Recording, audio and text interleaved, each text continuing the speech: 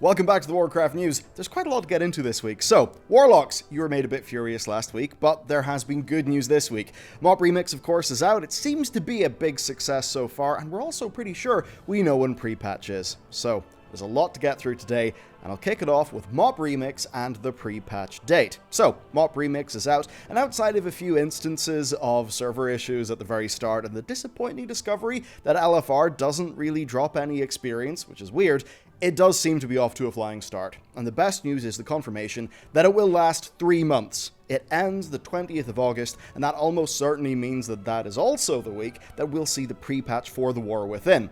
And that pretty much means our expansion will be coming out late September, right?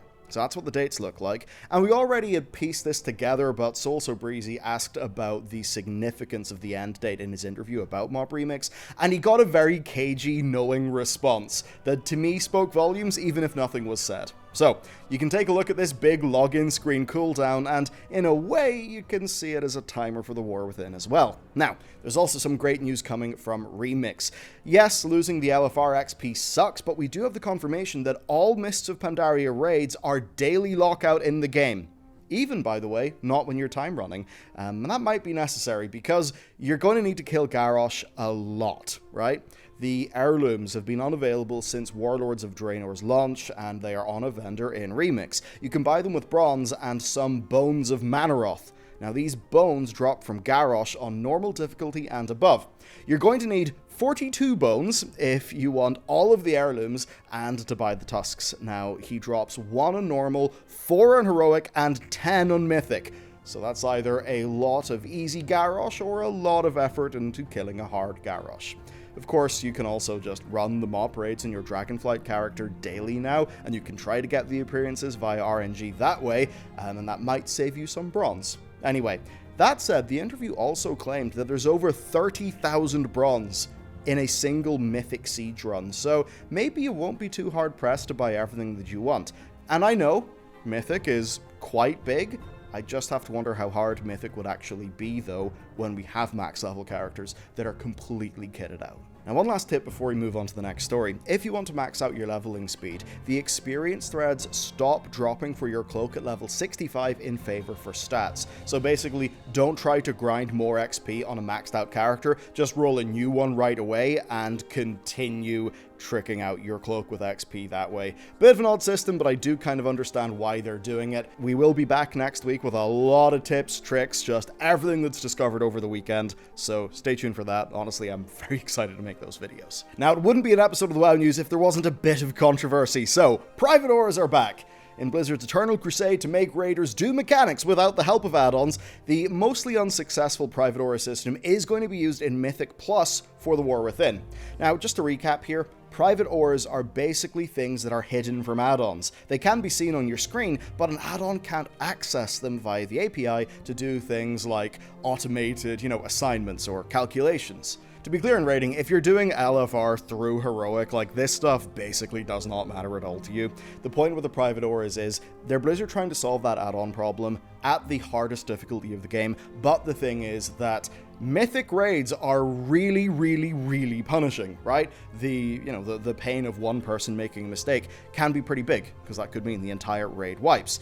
And that is been a little bit weird, because while, yes, right, the private auras have, they have stopped add-ons working in certain ways, people have just ended up doing goofy things to work around it, like using macros to input data from the boss into the weak aura, so the weak aura can then do the calculations. So it very much is an arms race, and with Mythic Plus dungeons, I'd expect a similar thing, where if you're doing any kind of normal enough Mythic Plus key, say up to, a plus 10 in the new system, I think you're going to be absolutely fine. But for the people who are going to be trying to, really push the highest rating they can, they might feel that to get the competitive edge, they'll still need to do weak auras, albeit in a more roundabout way. So that's the big debate there, but when you actually look at the spells that are being used, well, the good news is Blizzard's intention is clear, and I don't think it's a problem. They want you to look at the game world instead of your UI. Now, this is specifically the Dark Orb, Rolling Acid, and Throw Dark Flame pickaxe abilities. They're all very clearly telegraphed in-game. The point is that rather than a weak aura announcing who is being targeted, Blizzard want you to actually look at the spell effect in the game. which does seem reasonable enough. Of course, this will surely develop as time goes on, so we'll keep you up to date. Next then, we've got to talk about class changes, and maybe a partial unmaddening of the Warlocks. So there's been another alpha build, that means more class changes, and in an outright miracle, Demo Warlocks just got a talent tree rework that people are really happy about. It's pretty sick. Right, the short version of this is they get a lot of 2-point talents dropped to being 1 point, Dreadstalkers are baseline, and Tyrant is easier to pick up in the middle of the tree, as well as having a pretty huge upgrade to Doom and Vilefiend. So Doom now blows up in an AoE and summons a Doom Guard when it expires, and it expires faster for every soul shard you use. Then the Vilefiend can be upgraded to be one of Sargeras' personal demon dogs, which looks awesome. It's these raid bosses from Antorus. Now, of course, the demonic core changes are still a thing. Blizzard say they're still thinking about it. They basically said, look, Warlocks, you guys are super powerful, you're super great. The bit of pain you should feel for that is that you're not the most mobile class in the world, and they essentially felt that Demonology was way more mobile because of demonic cores than Destro and Affliction, so they didn't really feel it was fair that one of the specs had that kind of additional, well, pretty damn massive power perk, really. Again, we'll have to see how that develops. Now, Destro Warlocks, you guys have actually been promised an update as well. That apparently will be in the next build. They will be returning a slightly different avatar of Destruction, so that's real good. And honestly, if it's anything like this talent tree work for Demo, that's great. And Athlocks, you're also apparently due another look over once that stuff is done. So hit them with feedback now. Shamans then, you guys have got the Totemic Tree, which is all about summoning in the new Surging Totem and buffing existing ones. For Resto, this actually replaces Healing Rain, and instead the Totem auto-casts a buffed version following allies, so that's kind of neat, and the other talents just more or less are granting bonuses based on Totems summoned and buffing their effects. For Enhancement Shamans then, well, it replaces Windfury Totem, but it grants the effect party-wide passively, meaning no maintenance is needed. It also pulses some AoE damage, and other talents cause Lava Lash to summon in Searing Totems that you can trigger to fire off like fireball volleys. It isn't implemented yet, but a cool thing is that your Storm Strike can arc a lightning bolt over the totem, which will buff the totem, and then that will amplify the bolt and send another one onto the target. And if that looks half as cool as it sounds, Shamans are winning. Just the look and feel playing a Shaman, man, it's immense. And for a bit of how the sausage is made, thinking about this on Alpha was actually so enticing that Matt threw away some of his Mop remix plans and just went and played a Shaman instead. So that does seem exciting. Okay, elsewhere, there are continued minor changes across hero talent trees. It's just Blizzard dialing in feedback. The Mountain Thane, the Wildstalker, and the Voidweaver have been the main focus this week. And to cover those, we're doing a full video on changes to classes and hero talents in a bit more depth, because I really want to dive into that, so probably next week. But the core point I would say here is that Blizzard are doing a very commendable job when it comes to the class stuff here. Now, yes, there have certainly been eyebrow-raising things. The Demonic Core thing is just a really good example of something where if you think, if you take away your I'm a Warlock player hat and you put on a I'm trying to make Warlocks in World of Warcraft hat as a developer, then it is kind of a problem if one of the specs is just radically more, mobile and everything else, but also has got the sort of similar utility, right? It just feels a little OP. That's probably what they would say, and to them that's a problem because maybe they don't want people to feel railroaded into playing that spec or something like that, or whatever. So I can understand them wanting to solve the problem. I can also understand how, as a player, you're like, no, screw that. I don't identify with the fantasy of being a turret. Actually, this version where I just fire off instant cast demon bolts, that's way cooler. I'll have that, please. Which is, obviously what you're going to think as a player. If I was playing a Warlock, I would be thinking that as well.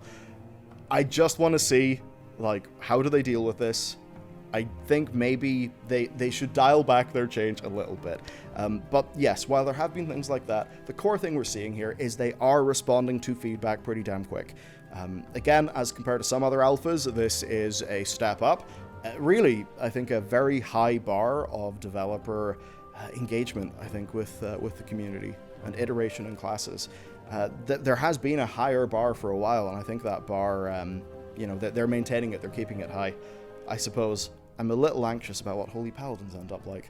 And there's also questions over healing going on, but I'll leave that to the likes of Ellesmere and Jack, who know a lot more about healing than I do. Okay, the final thing I want to talk about the alpha then is, well, as I said last week, all the zones are in. You can now make level 78, I believe, template characters. So you can basically be at max level very, very quickly. All the zones are testable. And I believe there's even like post-game campaign stuff that is testable. Now, them flipping it over from alpha to beta, I think that will pretty much happen anytime now. Insofar as like main bits of kind of like data mining, stuff like that, you're probably going to see a slowdown, I think. But what you will see an increase of is just game features. So there's a lot more to delves and things like that that we just don't have right now. So basically expect those to be in, but I think the core thing now is the entire expansion for the most part is there and is testable. And what we've really, I think, also seen is this has been a very, very high quality testing process because they have been making a lot of changes. They have been engaging with the community pretty well. So overall, to be honest with you, thumbs up. And a thumbs up for our final story today, which is the Brawlers Guild will be back. Okay, there's an interview with Windows Central, and via that, we got the soft confirmation of the Brawlers Guild, just not for launch. Here's the exact quote. For Brawlers Guild, this is something we do want to bring back in an evergreen format, but not right away at the Wthin launch. So, an evergreen way sounds way better than the seasonal mode, because some of those fights, they're too fun to just, like, not have them be in the game at all. It's weird. Seriously. Anyway, in the same interview, archaeology was also mentioned with a surprising caveat, right? Quote, we didn't foresee this coming back in its previous format or as a profession. So, they've wanted to bring it back with a rework, but now they're saying not as a profession, which is very interesting.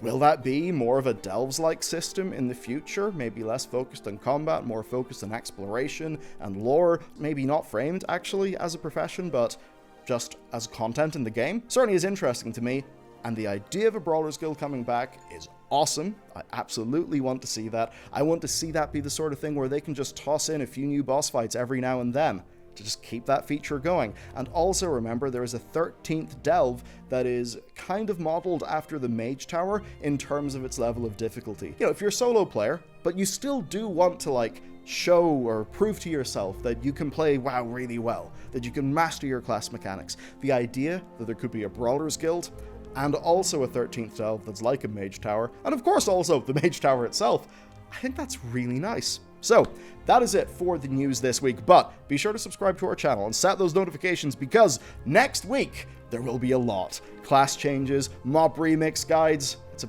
pretty damn fun time to be here with Warcraft. So, I will see you all there. A massive thank you to our members over at Bellular.games. We're cooking up plans for more lore walking stuff, and the TLDR is over there. Basically, our members get access to our content early and ad-free. We have additional posts up there as well, and lore walking podcast. And, well, yeah, it's the best way to help us in our mission of doing things. So, big thank you to all of you as well. And with that said, I'll see you next time. Oh, and I'll be replaced by a video, so click on it. It'll be good.